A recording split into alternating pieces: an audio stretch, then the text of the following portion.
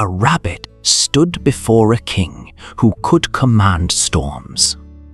Around him rose pillars of coral and jade. Schools of silver fish drifted through crystal halls. Sea dragons guarded every doorway.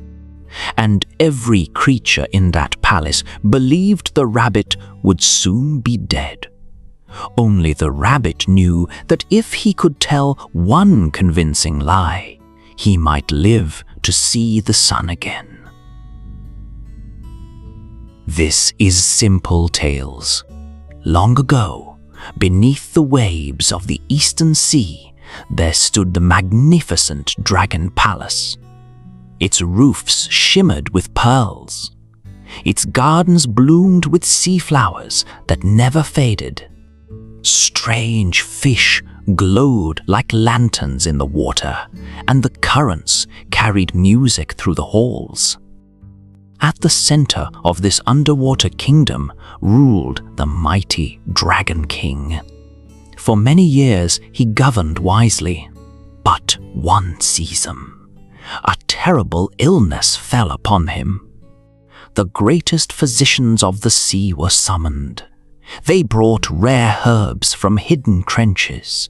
They brewed medicines from coral and pearl. They recited ancient cures known only to the oldest creatures of the ocean. Nothing worked. The Dragon King grew weaker with each passing day. At last, a venerable healer made a startling declaration. There is only one cure left. The court fell silent. The liver of a rabbit. A murmur swept through the palace. A rabbit? The sea contained whales, sharks, turtles, and creatures stranger still. But no rabbits. Rabbits lived on land. The Dragon King turned to his ministers. Who among you will journey to the surface and bring me a rabbit?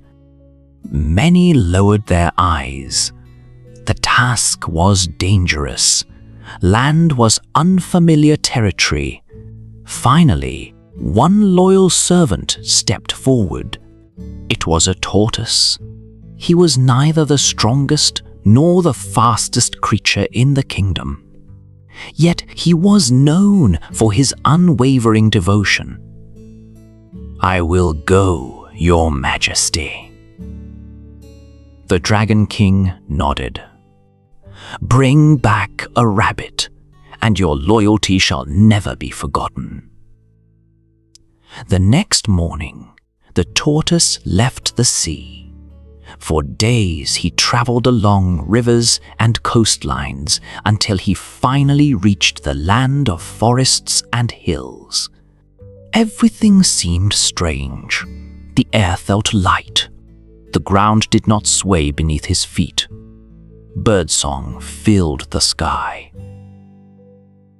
As he wandered through a meadow, he spotted a rabbit sitting beneath a tree. The rabbit's ears twitched constantly. His eyes were bright and alert. He looked like a creature who survived by noticing things others missed. The tortoise approached politely. "Good day." The rabbit blinked. "Good day." The two began to talk. The tortoise spoke of distant wonders beneath the sea. He described palaces made of jewels, gardens of coral, feasts attended by kings and sea spirits. The rabbit listened with growing fascination. "I have never seen such things," he admitted. The tortoise smiled. "Our king loves guests. If you visited the Dragon Palace, you would be treated like nobility." The rabbit imagined endless banquets and treasures. His curiosity began to outweigh his caution. "Can such a place truly exist?" "I have lived there my entire life," replied the tortoise. "Come and see for yourself." The rabbit hesitated. Then temptation won. "Very well." The tortoise allowed the rabbit to climb onto his shell. Together they entered the sea. The journey carried them deeper and deeper.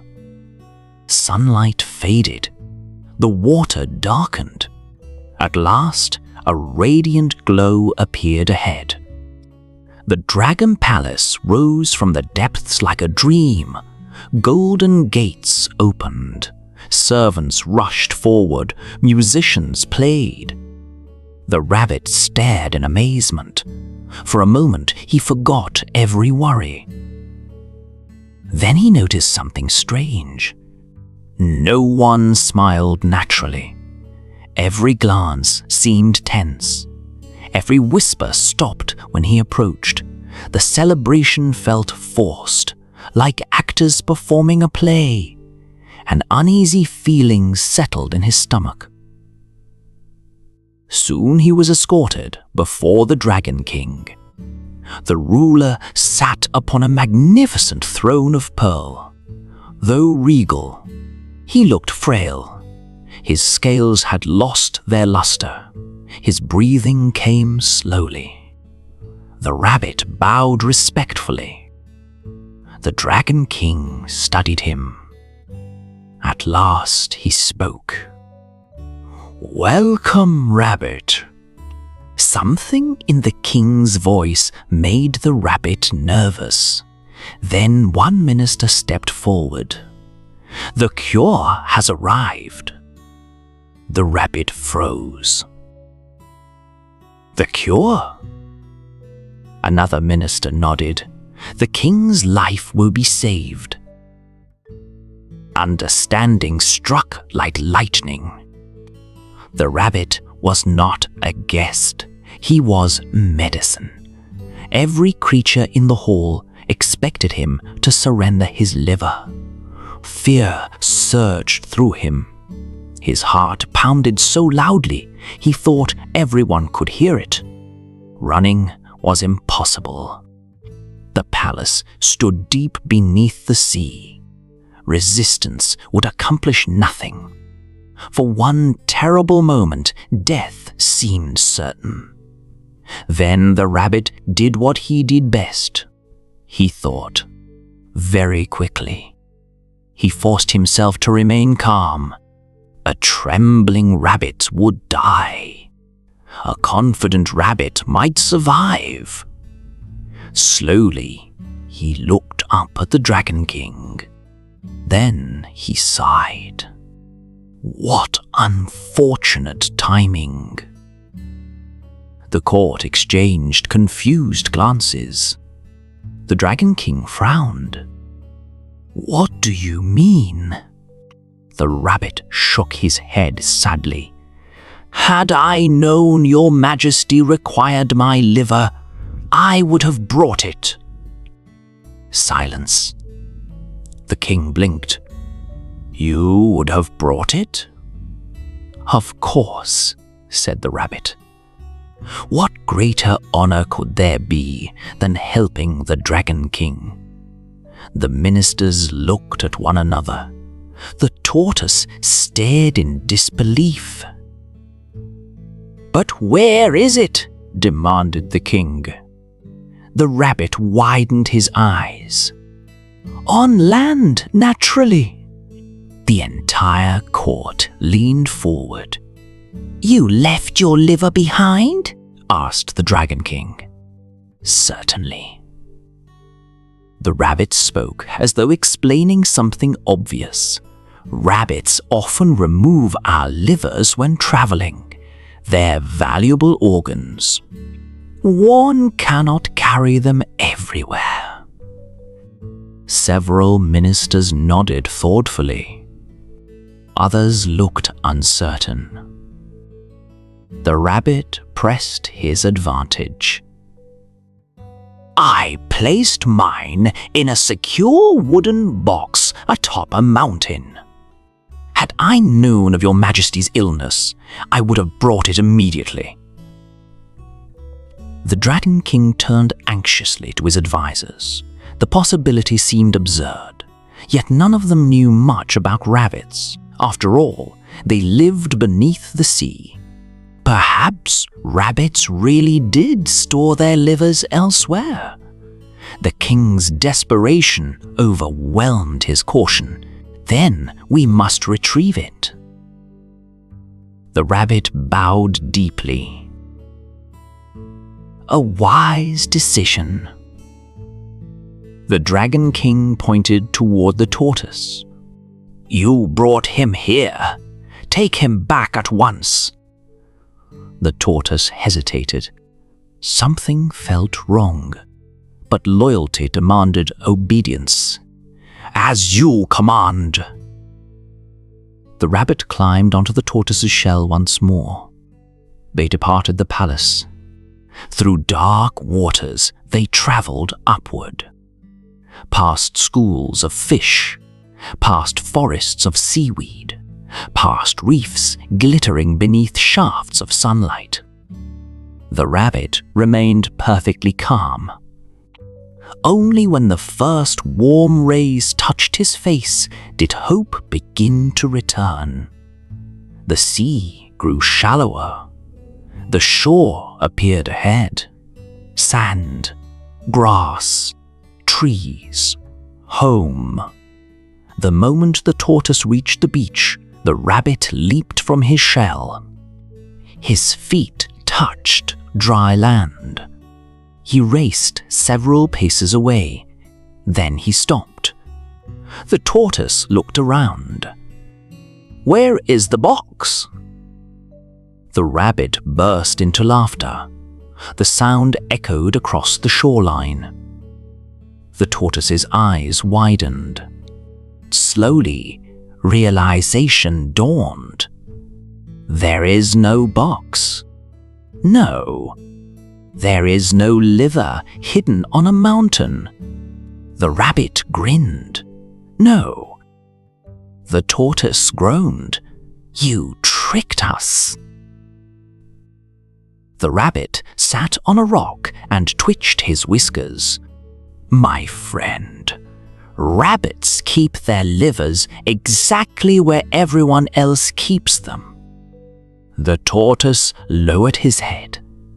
He had crossed great distances. He had fulfilled his mission, yet he was returning empty-handed. For a moment, the rabbit almost felt sorry for him.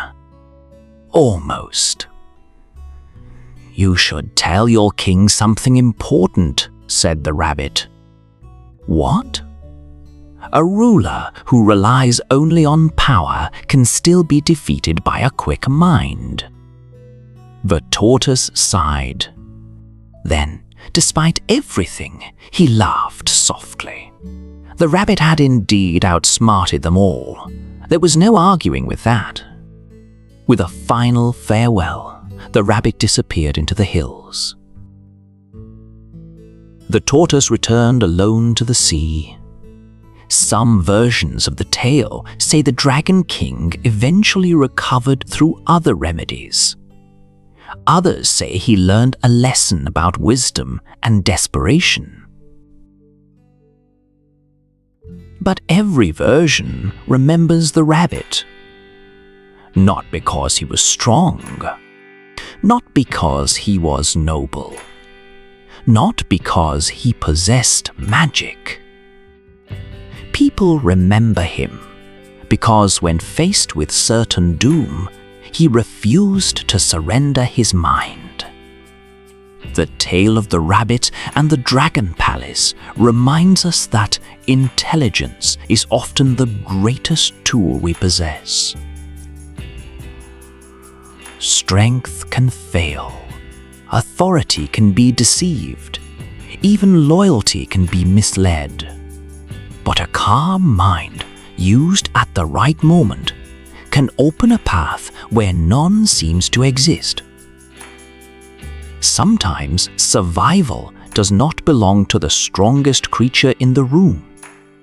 Sometimes it belongs to the one who can think of a better story. Thank you for joining this simple tale. If you enjoyed this story, please like, subscribe, and share it with someone who loves myths, legends, and forgotten tales from around the world. Until the next one.